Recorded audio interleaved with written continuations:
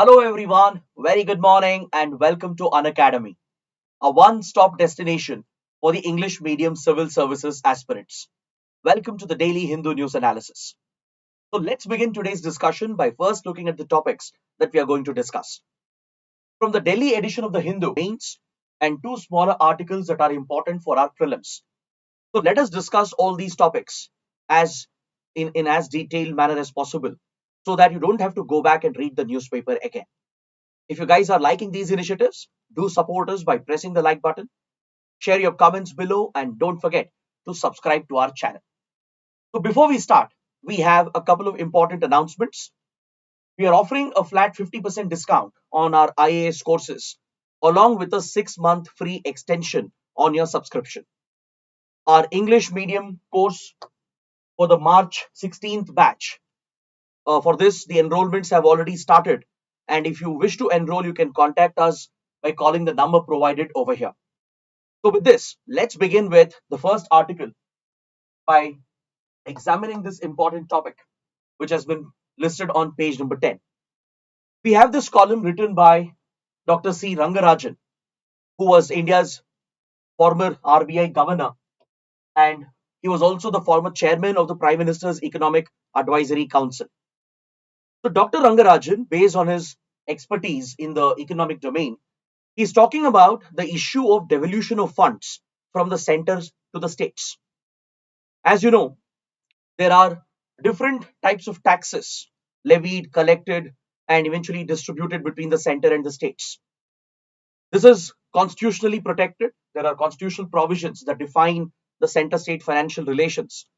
And the devolution of these funds is determined based on the recommendations of the Finance Commission, which is a constitutional body. But every now and then there is a controversy regarding this issue.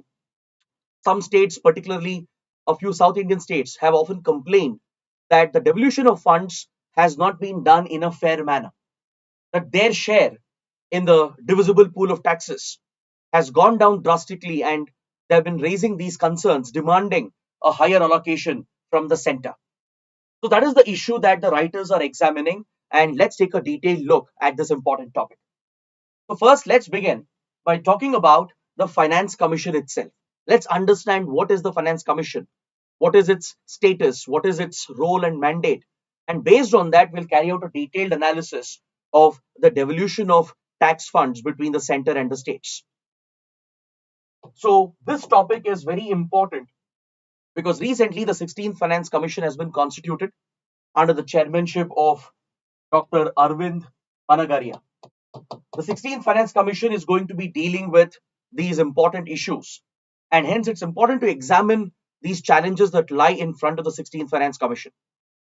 So the Finance Commission is a constitutional body provided under Article 280 of the Indian Constitution. So this is constituted once in every 5 years. The President of India provides for the establishment of the Finance Commission, usually for a time period of 5 years. In some cases, the period has been extended as well. For example, for the 14th Finance Commission, the 15th Finance Commission, the time duration was extended slightly. But usually the Finance Commissions are constituted every 5 years. So there is a chairperson and 4 members appointed by the President, obviously based on the recommendations of the Council of Ministers. Right, because President here is again bound by the aid and advice of the Council of Ministers. So this constitutional body performs a critical task as far as center-state financial relations are concerned. If you look at the terms of reference, which has been provided to the 16th Finance Commission by the Government of India, the role of the Finance Commission becomes very, very clear. Its primary role is to provide a formula for vertical and horizontal devolution of funds. When I say vertical devolution of funds, I am referring to the share of the revenue from the center to the states. Out of the entire taxes that are levied and collected, right? How it has to be divided or distributed between the center and the states, that accounts for vertical devolution. What should be the percentage allocated to the center? What should be the percentage allocated or devolved to the states? That is vertical devolution. Now, what should be the quantum allocated to each state? how much should each state get? What is the share of every state? This is horizontal devolution. Is that clear? So this is determined by the Finance Commission and it provides its recommendations which can be accepted by the government. Of course, it's not binding on the government to accept the recommendations, but in most cases, the government will accept the recommendations, or at least with some changes, it will accept the recommendations of the Finance Commission. The Finance Commission also determines the evolution of the grants in aid, which is provided under Article 275 of the Constitution. The principles that should govern the grants in aid provided by the center to the states, as per provisions of Article 275, is also recommended by the Finance Commission. Then other matters recommended to the Finance Commission by the government as part of a terms of reference is also looked into by the Finance Commission.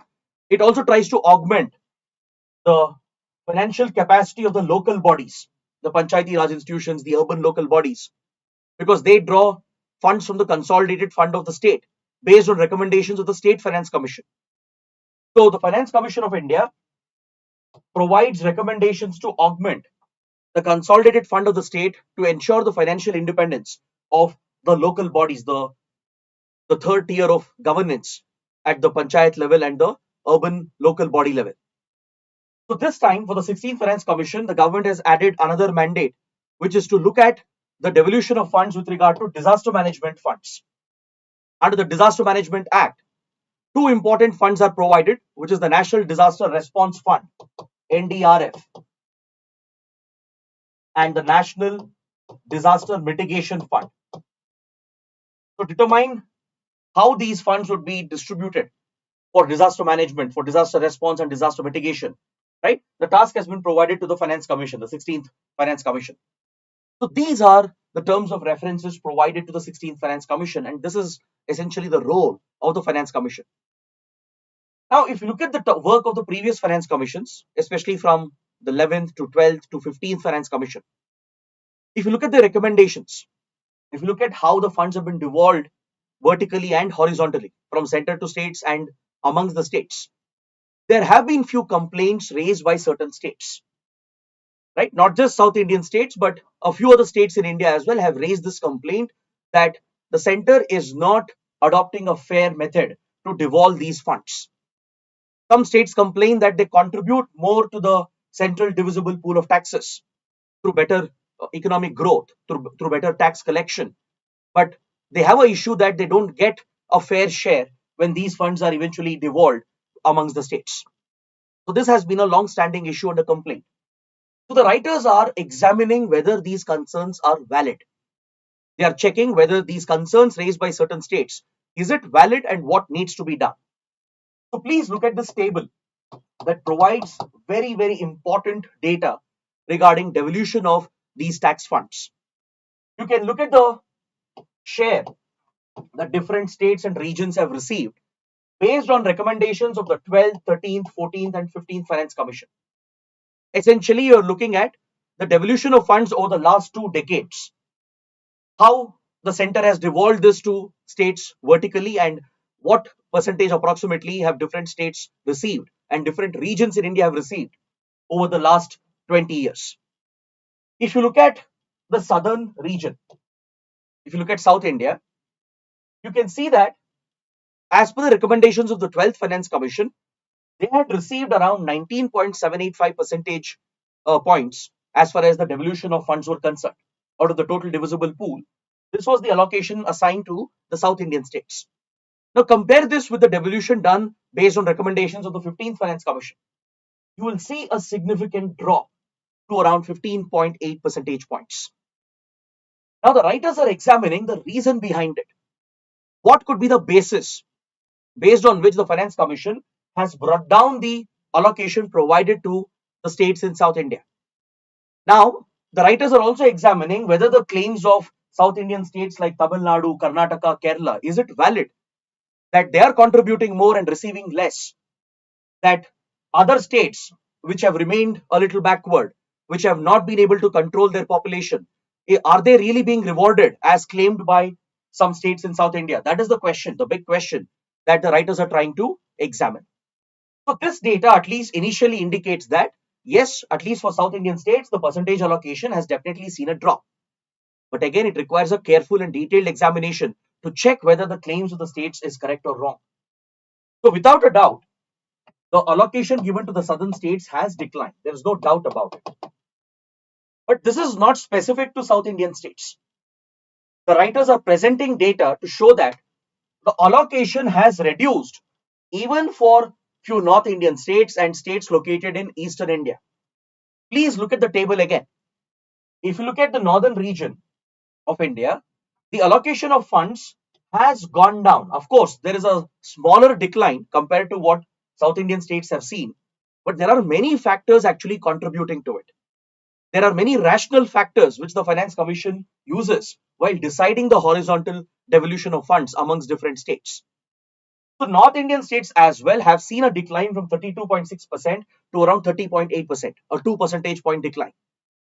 If you look at the eastern region of India, there is a very small decline from 15.45 to around 15.1 percentage points. Of course, it's not a major decline, but definitely there is a decline in the allocation. So if the allocation of funds is declining for different regions, be it the northern region, the eastern region, and as well as the southern region, then the question is, are there any regions which are gaining from this? Are there any states which are unfairly gaining from the loss of the other states? So if you look at the gainer states, the states which have received a higher allocation, regions which have received a higher allocation, it is the hilly states and few central and western states. This includes Maharashtra and few hilly states like Himachal Pradesh, Sikkim, and the others, right? So some of them have seen an increase in the allocation. Look at Maharashtra, for example. You can see a slight increase, but Gujarat, on the other hand, has seen a slight decline. But the western region of India has seen a gain of around 2 percentage points. The hilly states, collectively, all the hilly states, Himachal Pradesh, some of the northeastern states, right? So collectively, they have seen an increase because of the difficult geographical terrain that they experience, which hampers development and progress. So this is the change that you notice between the 12th to 15th Finance Commission with regard to devolution of funds over the last 20 odd years. Now, coming to the big question, on what basis is the Finance Commission deciding which state should get what percentage of funds? Right? The next big question is, are the claims of few South Indian states valid that they are being treated unfairly and they're contributing more and receiving less, whereas other states which are making a lesser contribution, putting lesser efforts, but receiving more funds? Is this claim valid? That is the big question that the writers are trying to answer.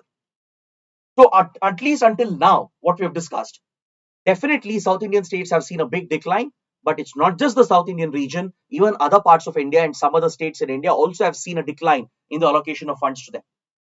Of course, some regions have seen an increase. As we discussed, the northern region, eastern region also have seen a decline. It's only the hilly states and some states in Western India which have seen an increase. So let's see the various parameters that are used by the Finance Commission to determine the horizontal devolution of funds. See, these are the criteria which have been used by the Finance Commission in the past, from the 12th to 15th Finance Commission. One criteria is the population of the state. Population of the state plays a very big role. Demographic change is another criteria which has been recently added. The 14th Finance Commission introduced the demographic criteria. I'll explain why this was a very, very big change that was introduced by the 14th Finance Commission. We'll come to it. The next big criteria is the fiscal capacity of a state, or also called the income distance criteria. The income distance criteria, which has been playing a very, very big role in determining the allocation, because you can see the weightage given to this parameter. It gets the highest weightage as compared to any other criteria, right? So I will explain what is the income distance criteria. We'll come to that. Next, the area of the state, the forest cover. These factors are also taken into account.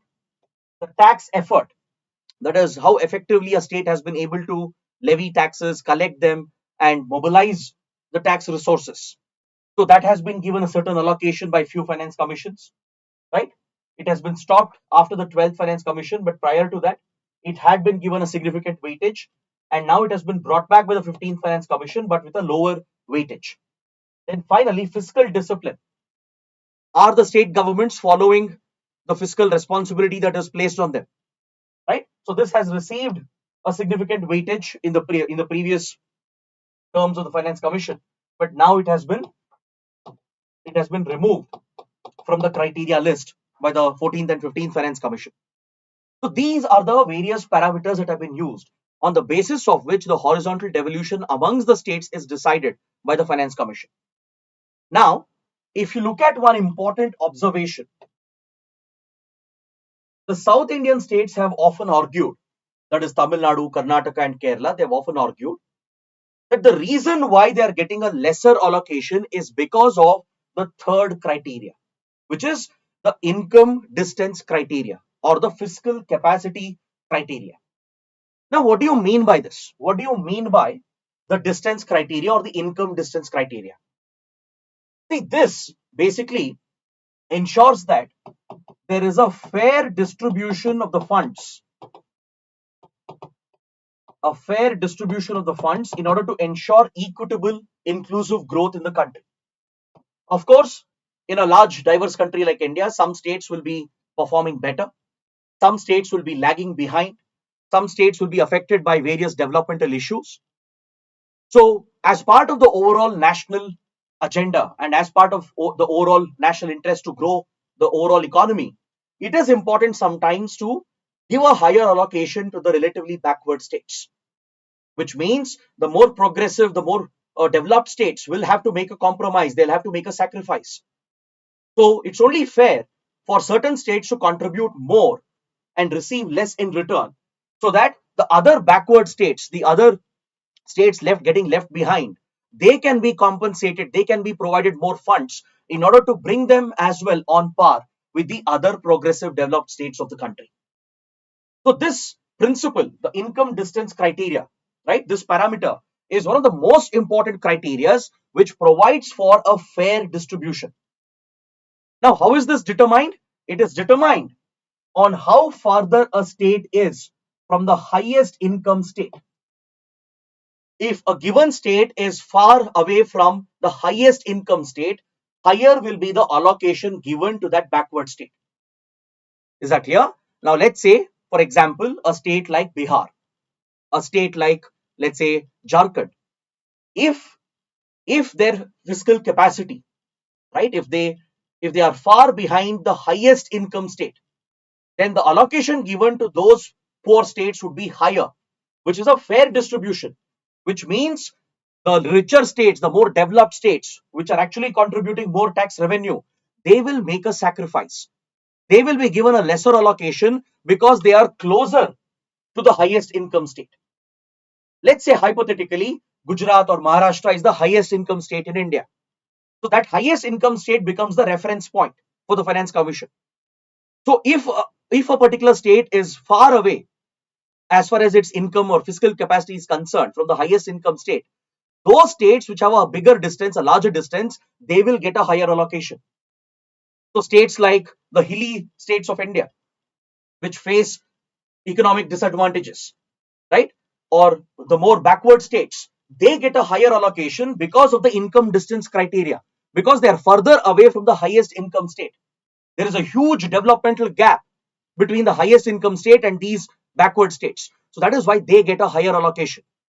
Whereas the more moderate states and progressive developed states, which are closer to the highest income state, let's say Tamil Nadu or Karnataka, which are closer to, let's say, Gujarat, right, they will get a lesser allocation, right, even though they are contributing more through more taxes, through more development, through population control. So this, if it is seen as unfair, then that is not a valid argument according to the writers. Because as part of the national agenda to grow the whole country equitably, inclusively, it is important for certain states to compensate for the growth of some of the backward regions of the country as well. That is why the income distance criteria plays a big role. But however, the writers provide a solution.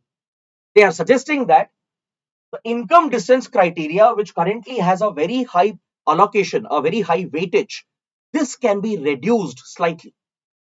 If you look at 11th Finance Commission, 11th Finance Commission had given more than 60% allocation to income distance criteria. So the poorer states were getting more funds as compared to the states contributing more tax revenue.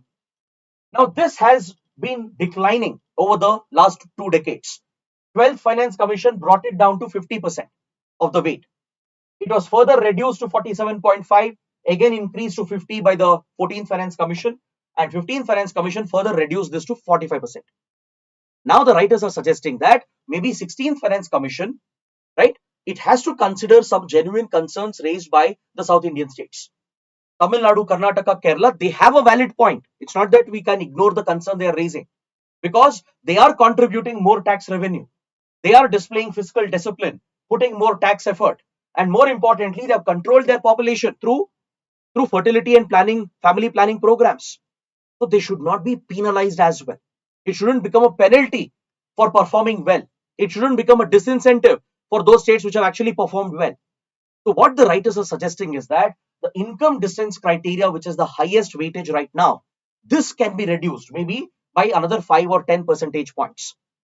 Maybe its weightage can be brought down to 40 or 35 percentage points, so that these states which are performing well on other criteria, they will also get slightly higher allocation of funds. Is that clear? So that is a very, very important argument that the writers are raising. But however, please look at this data. Look at this fact. On income distance criteria, the southern states have definitely lost almost 8 percentage points. But if you consider the other criteria, overall losses comes down to just around 3.985 percentage points. Let me explain this. Let's go back to the previous table. Now observe over here, we discussed that southern states have seen a big decline in their allocation from almost 19.7% to 15.8%. But please look at the overall loss that they have incurred, and the loss that they have incurred just because of income distance criteria. If you only take income distance criteria, then yes, South Indian states have seen a bigger loss, a loss of 8 percentage points. But if you consider all the parameters, if you consider tax effort, population, and other geographical factors and demographic factors, then overall loss comes down to just 3.985%, which means South Indian states have gained as well on other parameters. They might be losing on the income distance criteria because they are more developed. Their income distance with the highest income state is lesser compared to the poorer states in the country. So they might be losing more percentage points on income distance criteria, but on other criteria, they are gaining, they are being rewarded for higher tax collection, for population control. They are getting rewards for that. That is why the loss is reducing from 8% to almost 3.9%. So all the claims, the concerns raised by South Indian states may not be valid, but at least there is some genuine concern which can be addressed by reducing the weightage of the income distance criteria. Now see, one big argument of the South Indian states is that the larger states with a larger population, they haven't put enough effort to control their population. They haven't focused on family planning. They haven't brought down the fertility rates. So due to higher population, right, and also due to economic backwardness, they have been getting more funds. Argument of the southern states is that why should backward states be rewarded more? Why should we sacrifice when the South Indian states have performed better, right? When we have controlled our population, when we have contributed more to the tax revenue, why should we lose the revenue and give it to other states? That is their whole point. Now, if you look at larger states like Bihar and Uttar Pradesh, states with larger population, with lower income, lower developmental standards, it's not that even Bihar and UP have gained a lot. It's not that Bihar and UP have gained everything from the losses incurred by the southern states. So this in a way counters the argument of the states in southern parts of India. If you look at the data again, look at Bihar and UP here, look at the allocation given to them by 12th Finance Commission and see how it has reduced under 15th Finance Commission. The reduction is happening because they are being penalized for not focusing on family planning, for not bringing down fertility rates. How? By bringing back the demographic criteria. The demographic change criteria was considered by 14th and 15th Finance Commission. its weightage has been increased. So those states which are not bringing down fertility rates, they are being penalized for it because demographic change criteria is now included since the 14th Finance Commission. Understood? So states which are controlling their fertility rates, bringing down their population, right? They are being incentivized. So the entire argument of the South Indian states cannot be accepted. Of course, they have a genuine concern, but that is mainly on income distance criteria, but not on demographic and population criteria. So that is the primary argument of the writers. It's not that Finance Commission is driven by a political agenda to deliberately discriminate against few states. Finance Commission is driven by data. It's driven by these established parameters. Of course, some changes will be needed, some tweaks will be needed for certain criteria and their weightage. But at the same time, the center and the Finance Commission should be mindful of the genuine concerns of all the states, be it the larger, more popular states, the backward states, right, or even the more progressive and more developed states. Of course, they have some genuine concerns which can be addressed by tweaking the weightage given to different parameters. The main concern, according to writers, is the income distance criteria, which has the highest weightage. Right? Population criteria has been tackled by including demographic change. So the more popular states which are failing in family planning, in bringing down their fertility rates, they are being penalized right now because demographic change criteria has been included with a significant weightage given to it. So states which are controlling their fertility rates, they will get higher allocation on this criteria. States which are not doing well with regard to their fertility rates, they will lose out on this criteria. So income distance criteria is a fair criteria, but maybe the weightage can be reduced. Instead of giving it 45% weightage, right? The weightage can be brought down so that there is a more fair and equal distribution of the funds horizontally between the states. So this is exactly what the writers are talking about. If you look at the 14th Finance Commission, until then, the old census data was being used. The census data of 1971 was the basis for determining the population criteria.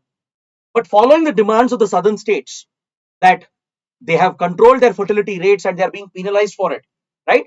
The updated census data from 2011 was used by the 15th Finance Commission to account for the population demographic changes.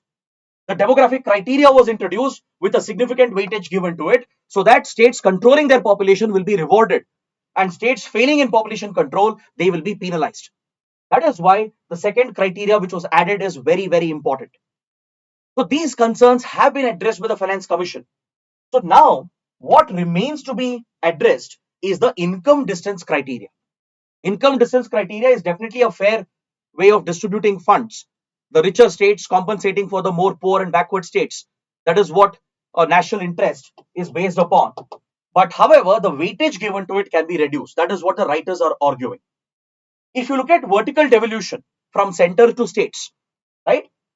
Look at the percentage devolution which has happened from center to states. Until now, we were discussing horizontal devolution amongst the different states. Now, look at the center state allocation.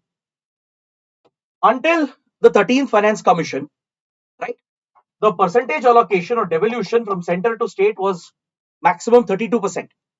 But this has substantially increased because 14th Finance Commission provided a landmark recommendation. It substantially increased the allocation, the vertical devolution, from 32 to 42%. And the center has been striving to achieve the target as well. But one concern arises here. What the center has done is that it accepted the 14th Finance Commission recommendation to increase the vertical devolution to 42%, meaning all the states collectively will get more funds. But however, what the center has done is that it has started levying more cess and surcharge, which is entirely collected and kept by the center itself. The central government has increased its own tax pool by bringing out new cess and surcharges to compensate for the additional devolution that it is providing for states. Now, this, according to the writers, is not desirable. If the center keeps relying on these central taxes, right? If it increases the cess and surcharge and keeps that tax collected with itself without distributing that to the states, then that is not a desirable fiscal situation because the center would end up reaping more tax benefits, whereas the states will be on the compromising end. So writers are arguing that there should be a cap, a maximum limit on the percentage of cess and surcharge that can be collected by the center. So that's why the writers are urging the 16th Finance Commission to consider this, to put a maximum cap, to put a limit on the quantum of cess and surcharge that the center can levy and collect, so that the center doesn't enrich itself beyond a certain point, right? So this is what the writers are pointing out. Of course, they appreciate the concerns of all the states, be it the southern states or the other states in India. They are agreeing that yes, there are valid concerns, but it's not that South Indian states have been completely left out or discriminated. Providing for equitable distribution on income distance criteria is a fair distribution, right? But one concern is that the states which are contributing more are receiving less in return, right? So writers are saying this is happening because right now income distance criteria has a very high weightage, almost 45% weightage. So they're suggesting income distance criteria can be brought down. The weightage can be brought down by 5 to 10 percentage points, so that the southern states and other even states in Western India, they will get a slightly higher allocation on this criteria. Plus, we have the demographic change criteria, which penalizes the states with larger population, right? So population concern is also taken care of. So other thing is that there should be a limit on the cess and surcharge that center can collect for itself. Finance Commission should put a limit. It should recommend a limit, a maximum limit on the cess and surcharge the center is collecting for itself.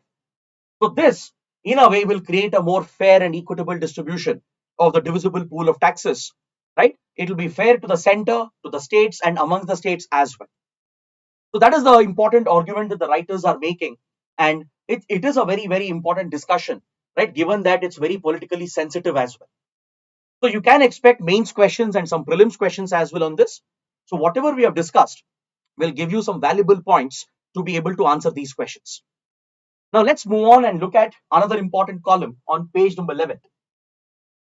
This article deals with judicial propriety, judicial conduct, the conduct of judges, not just inside the court but outside the court as well. This topic is in news because recently a judge of the Calcutta High Court, Abhijit Gangopadhyay, he resigned, he offered his resignation, and immediately he has gone on to join a political party. Immediately after resigning, he has entered politics by signing up to a certain political party. Now this raises the question, can judges easily enter politics like this? Can they simply resign and join a political party and contest elections? This raises questions about judicial conduct itself. It raises questions about the independence of the judiciary, the integrity of the judiciary, right? So the important question to answer over here is whether judges who head constitutional courts like High Court, right, or Supreme Court, so can a High Court judge or a Supreme Court judge, can they simply resign and immediately go and join a political organization? Can they do that? Is it ethical? Is it correct? Are there any laws, any ethical codes prohibiting that, right? So let's examine this topic in slight detail. The big question is about judges not just entering politics, but also opting for post-retirement postings. There have been many instances where judges of constitutional courts, that is High Court and Supreme Court, they have been appointed as governors of states. They have gotten a Rajya Sabha seat. For example, a former Chief Justice of India, Ranjan Gogoi, right, became a Rajya Sabha MP with the support of the ruling party. That too immediately after his retirement. There have been judges, including Chief Justices, who have been appointed as governors of states. So this gives rise to concern. It gives rise to a question that whether there was a quid pro quo arrangement between the judge and the ruling party, the executive, right? See, in the constitution, there is one cherished feature of our constitution, which is seen as part of the basic structure as well, which is the doctrine of separation of powers, where the executive, judiciary, legislature are clearly separated as far as their jurisdiction is concerned, right? And maintaining judicial independence is another key part of the basic structure. Having an independent judiciary which does not fear anyone, which does not favor anyone, or which is not biased, is extremely critical in a constitutional democracy. If your government, if your legislature, if your elected representatives, if they have to be held accountable, right? If your fundamental rights have to be protected, then ensuring judicial independence is of absolute critical importance. So if judges are retiring and immediately taking these lucrative postings or entering politics, this could obviously raise questions about the integrity of these judges. See, we are not saying that the judges are corrupt. They need not be corrupt, right? Even without any corrupt nexus between them and the politicians, the very fact that judges are accepting these postings itself will tarnish the image of the judiciary in the eyes of the public. In fact, there is a very popular saying as well that justice should not just be done, it should be seen to be done, which means how the public, how the citizens perceive the judge or the judiciary or the justice being delivered. That is very, very important, right? The confidence that the citizens have placed in the judiciary should not be compromised under any context. So the judge might be a very honest judge, right? There may not be any kind of corrupt or quid pro quo arrangement between the judge and the politicians. But the very fact that a judge will immediately accept a lucrative posting or enters politics immediately after resigning, immediately after retirement, will put a black mark on the judiciary itself. It raises questions about judicial independence. That's why it has often been recommended that there should be a mandatory cooling off period. That is, for a certain number of years, judges cannot take up such lucrative postings or enter politics. But in India, we don't have any such law or any such prohibition which prevents judges from immediately taking up such postings and entering politics. The same concern comes up with bureaucrats as well, with military officers as well.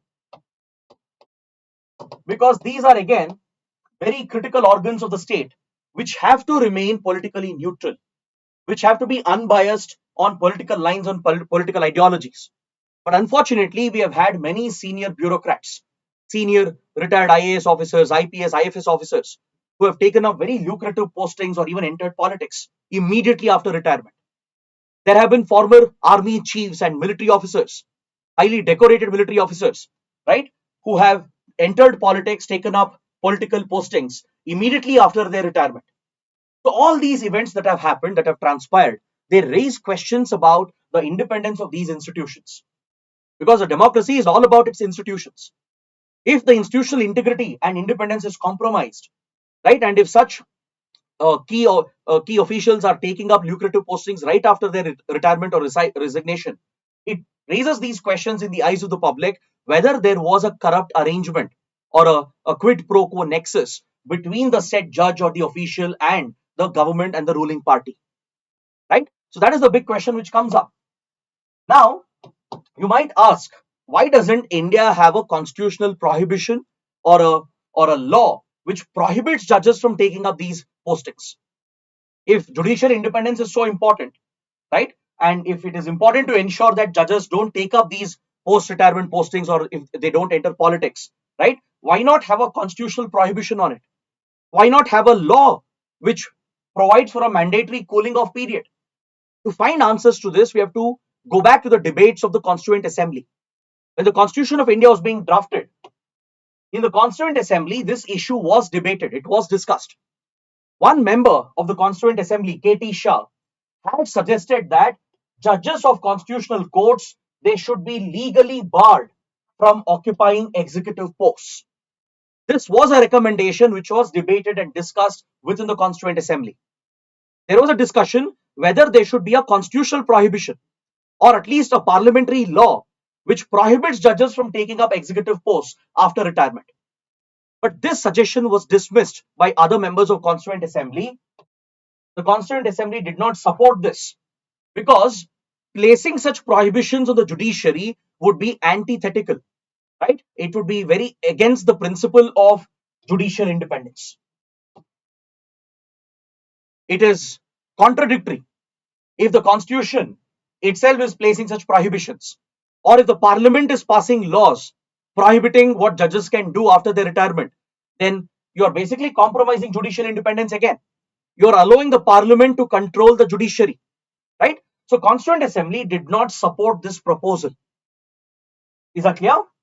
So in India, we don't have a legal or a constitutional prohibition that prevents the judges or constitutional courts from taking up these executive posts or from entering politics. But however, of late, this has become a very alarming trend. See, in the initial decades after the constitution was adopted, judges were very mindful of their conduct, not just within the court, but even outside the court. Because when you hold such high constitutional offices, you are obligated to display the highest amount of integrity, to display utmost independence in your functioning, be unbiased, function without favoring anyone, without fearing anyone. So this should be done not just inside the court, but outside the court in public life as well. So judges in general have maintained certain codes of conduct, certain standards, right, which is expected out of the judges has been followed. But over the decades, there have been these disturbing trends and concerns where many judges of high courts and supreme courts, they have entered politics or they have taken up lucrative postings. They have become governors, they have taken up Rajya Sabha seats with, of course, the support of the ruling parties, right? So now if you look at the Constitution of India, right, the Constitution does provide a lot of protection for the judges of the constitutional courts. If you look at Article 217 and Article 124, right, which provides for the removal of a judge of a high court or a supreme court, they enjoy a lot of immunity and protection. Judges can't be simply removed just by the executive, right? A very cumbersome process has to be followed, which is often referred to as the impeachment process. Only Parliament has the power, right? Only Parliament can initiate the impeachment proceedings and remove a judge of a high court or a supreme court. So enough constitutional protection has been provided to maintain the independence of the judiciary, to ensure that the executive and the legislature don't meddle with the functioning of the judiciary. Plus, the judiciary has also been vested with the contempt power under Article 215. It provides judges with the contempt power through which they can protect the independence of the judiciary and ensure that it is insulated from any political pressure or any kind of unfair criticism or allegations against the judges and the judiciary. Now, this power, this privilege, this protection which the Constitution has guaranteed should be seen in line with the oath, the constitutional oath, which is administered to our judges. High Court and Supreme Court judges, they are administered a constitutional oath, which is enshrined under the third schedule, under paragraph number 8.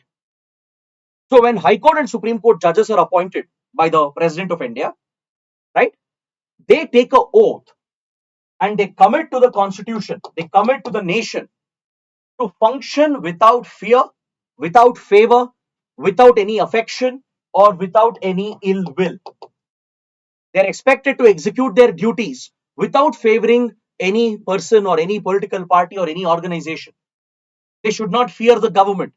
They should not favor the political leaders. They should not be seen as affectionate towards one section while discriminating against the other. They should not act with any ill intention in their mind, with any malified intention. So this is an oath which the judges of constitutional courts are administered. And the writer is arguing that we may not have a law, we may not have a constitutional prohibition, but at least the oath itself, enshrined in the Constitution, provides for the code of conduct for judges. So based on this, the writer is talking about a possible law in the future which can prohibit judges of constitutional courts from taking up such questionable postings and entering politics. In fact, there is an internationally accepted principle as well. In Bangalore in 2002, there was a judicial code of conduct conference that was held. So a set of guidelines and ethical code of conduct was brought out in the year 2002, which is popularly called the Bangalore Principles of Judicial Conduct. It was a international conference of judicial officers from around the world.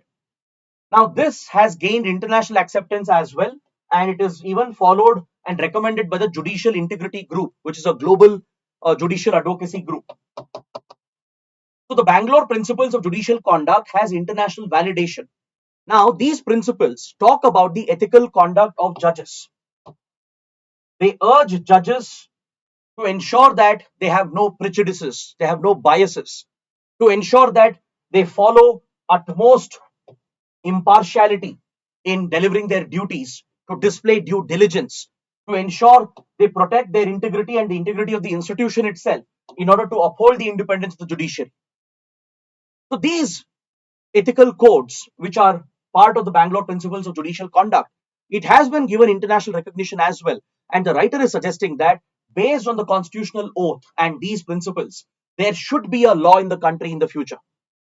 Maybe Parliament is not very interested in prohibiting judges from entering politics, but in the interest of independence of the judiciary, the writer is urging for a law, right, which can impose a cooling off period on judges. In fact, similar recommendations have been provided by various commissions and committees as well. Even for bureaucrats, even for military officers, there have been such suggestions that there should be a law which will prohibit these officials from taking up lucrative postings or entering politics immediately after their retirement.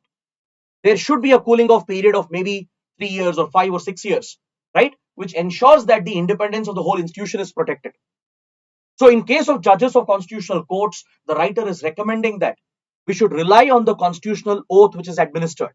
We should rely on these internationally accepted judicial principles and code of conduct and bring out a law which will prohibit judges from taking up these postings or from entering politics, at least for a minimum duration after their retirement.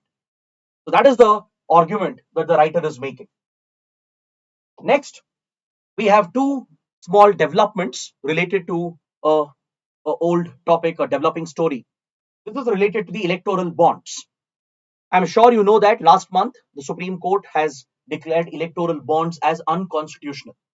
This was seen as a landmark judgment to protect the integrity of the process of elections, to ensure the conduct of free and fair elections, and to ensure that there is transparency maintained with regard to political and electoral funding. Now, after declaring electoral bonds as unconstitutional, the Supreme Court had directed the SBI, the State Bank of India, which was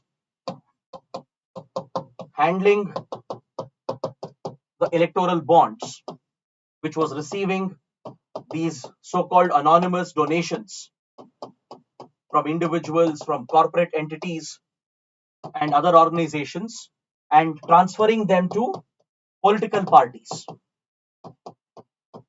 Electoral bond system provided for an opaque way of funding political parties, where any organization or individual could purchase these bonds through SBI, right? Make an anonymous contribution. But of course, SBI would have that data as to who made the donation. But political parties would not know as to who exactly contributed to them. So they can use the electoral bonds to encash the funds from SBI.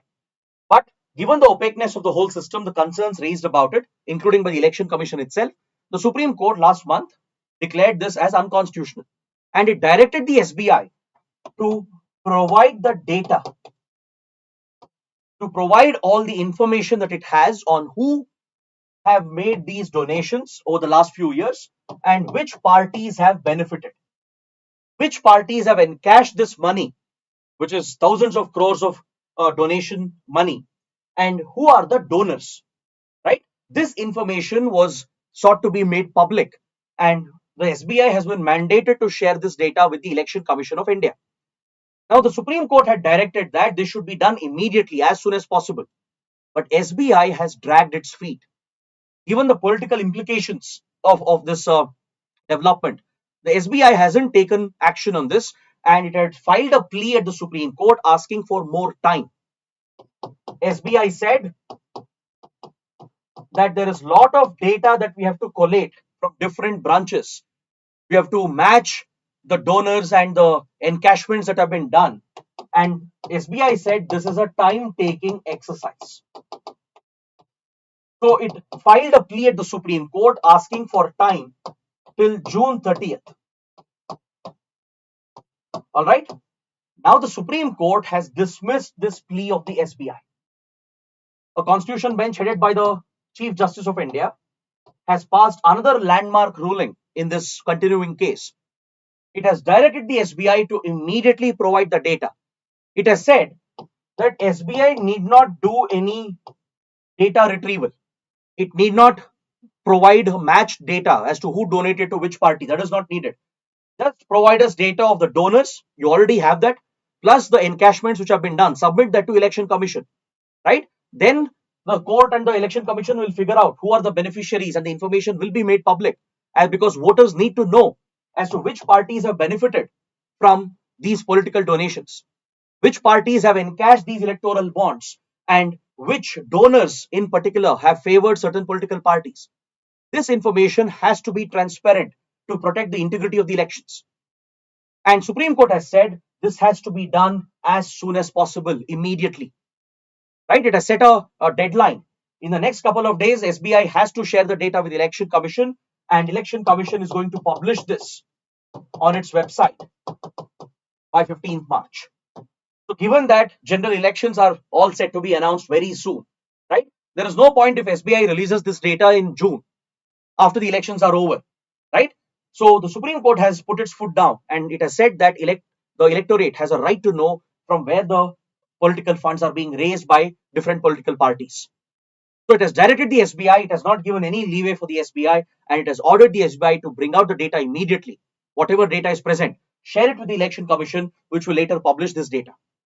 So this could be a ground-shaking event as far as Indian elections and Indian politics is concerned, and this is a continuation of the electoral bond case. So once this data is brought out in the public domain, there will be many more editorials and columns on political funding, right, on funding of elections, and we will discuss this again when we have more information on this. Next, another developing story is related to the Citizenship Amendment Act. The Citizenship Amendment Act was brought out in 2019, and it had become a very politically sensitive topic, because through this amendment, India promised that religious minorities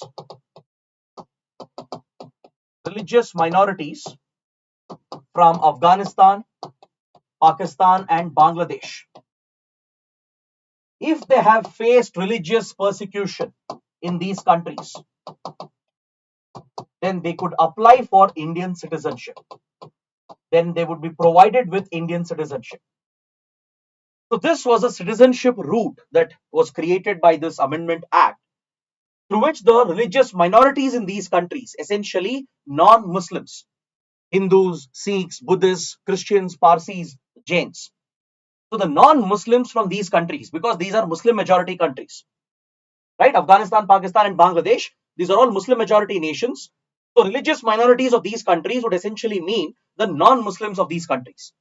If they have been persecuted, if they have been targeted, oppressed on the grounds of their religion, right, because they are a religious minority, then India will provide them citizenship based on certain rules.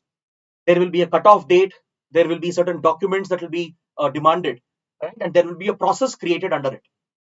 So when this act was brought out, it triggered a huge political controversy that the government was discriminating on religious lines.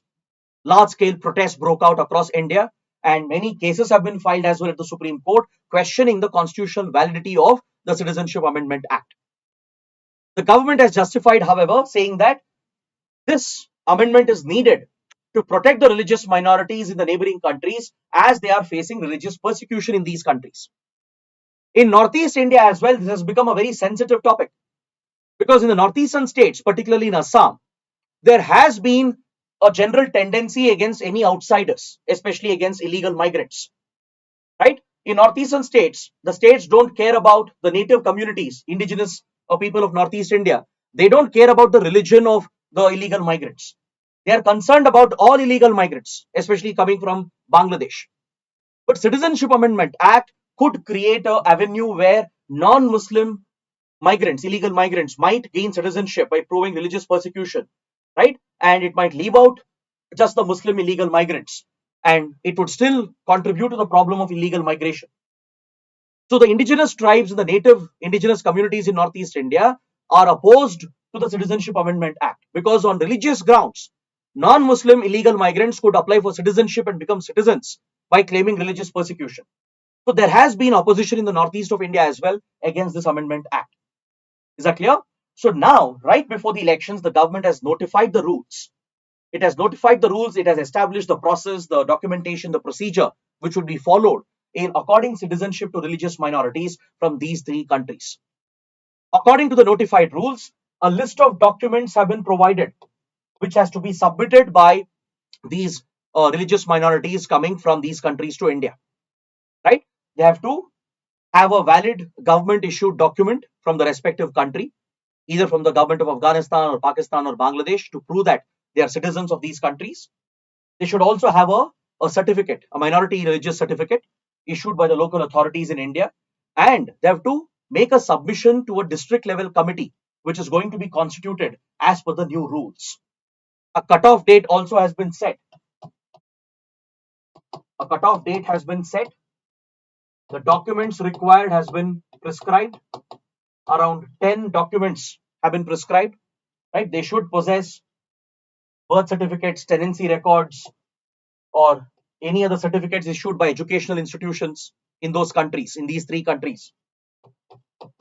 They should have at least some of these documents, and they should apply for citizenship at these district level committees. These committees will be headed by the SP of the district, the senior most IPS officer of the district, who heads the district police, the superintendent of police, who's an IPS officer, would chair this district level committee. There would be representatives of the census commissioner, that is essentially the registrar of census, right? There would be representatives from the intelligence bureau for conducting security and background checks to ensure that those who are applying for citizenship from these countries are not a security threat, to check their background, to verify that they are not spies or they are not involved with terror groups or criminal groups, right? There is representation from intelligence bureau as well. Plus, other concerned institutions also are represented at this district level committee. So this is where the process will begin. So those who are claiming citizenship in India, right, if they are religious minorities from these three countries, if they have faced religious persecution, they should bring these documents, apply at this district level committee headed by the SP, right, and go through the entire verification process. So their place of birth, their place of residence will be verified, a thorough background security check will be done, then their claims of religious prosecution will be verified, and based on that, they might be granted citizenship in India. So these rules have been notified, and it has again triggered a political controversy in India, right? So of course there will be many more articles based on this, right? So then we will have a more detailed discussion on this important topic. So this completes my detailed discussion of all the mains related articles and all the important editorials and columns. So now let's head towards the prelim section. On page number 1, please make a correction here. On page number 1 and page number 16, we have two articles related to India-China relations. Recently, Prime Minister Modi visited Arunachal Pradesh. He visited Itanagar to inaugurate few developmental projects in Northeast India. So this visit of the Prime Minister to Arunachal Pradesh has been contested and challenged by China. China has officially raised a diplomatic protest with India following the Prime Minister's visit to Arunachal Pradesh. Prime Minister inaugurated few projects in Arunachal Pradesh, and China has criticized them and spoken against it.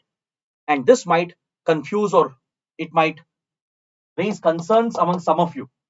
Some of you might be concerned or confused as to why China is criticizing the Indian Prime Minister if he visited Indian territory. The answer to this question lies in the fact that China sees Arunachal Pradesh as disputed. See, without a doubt, Arunachal Pradesh is an integral part of India. There is no doubt about it. Arunachal Pradesh has always been a part of India, and we strongly claim and believe that Arunachal Pradesh is an integral part of the Indian territory, of the Indian Union. But China, which has disputed the validity of the McMahon line, right, it has often seen Arunachal Pradesh as an extension of Tibet. In fact, after China annexed Tibet in 1950, right, it has often referred to Arunachal Pradesh as South Tibet.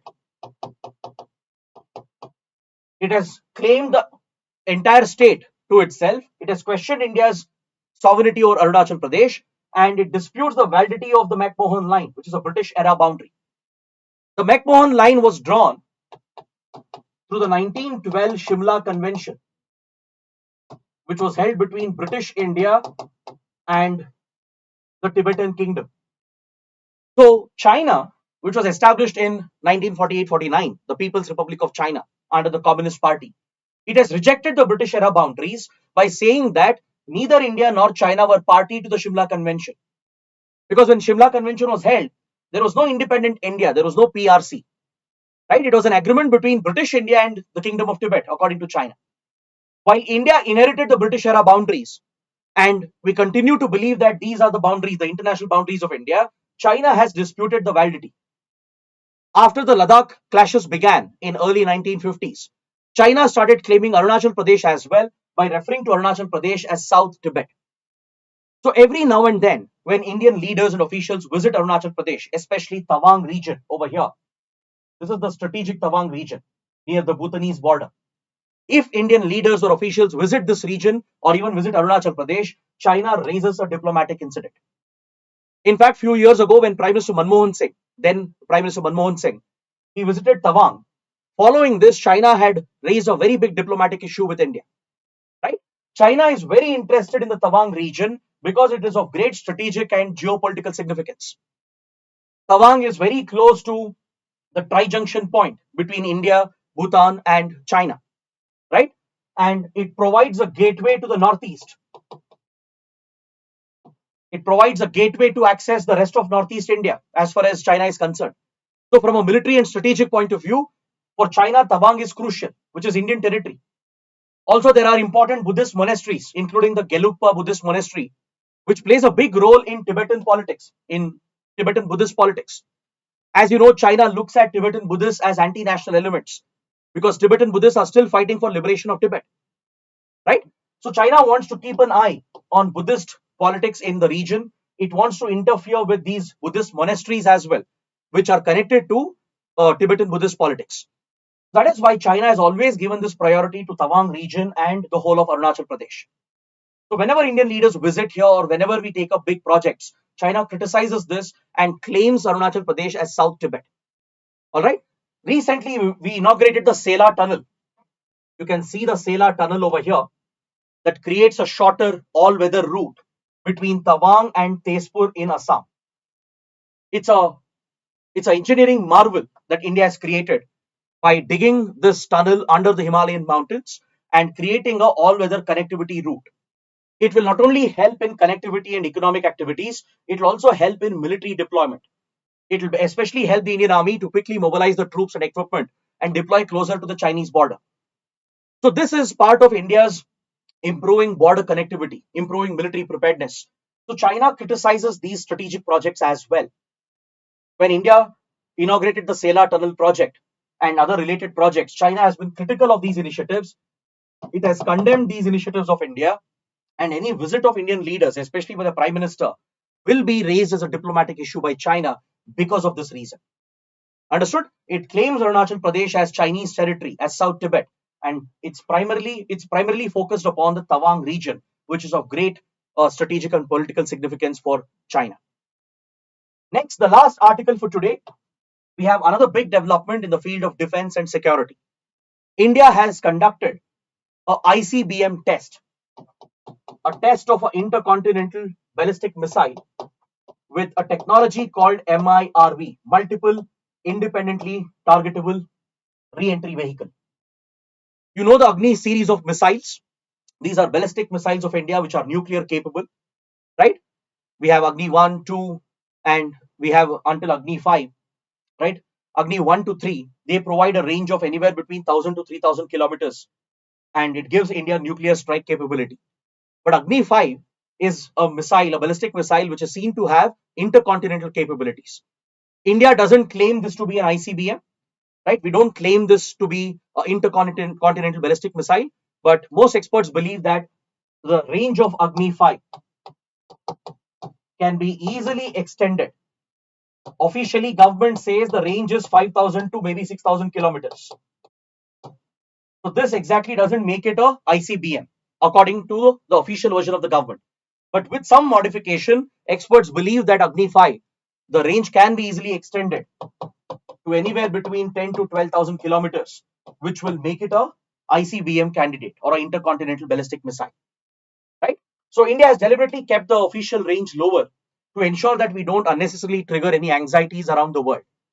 Because India's primary interest is in our own neighborhood, in our extended neighborhood.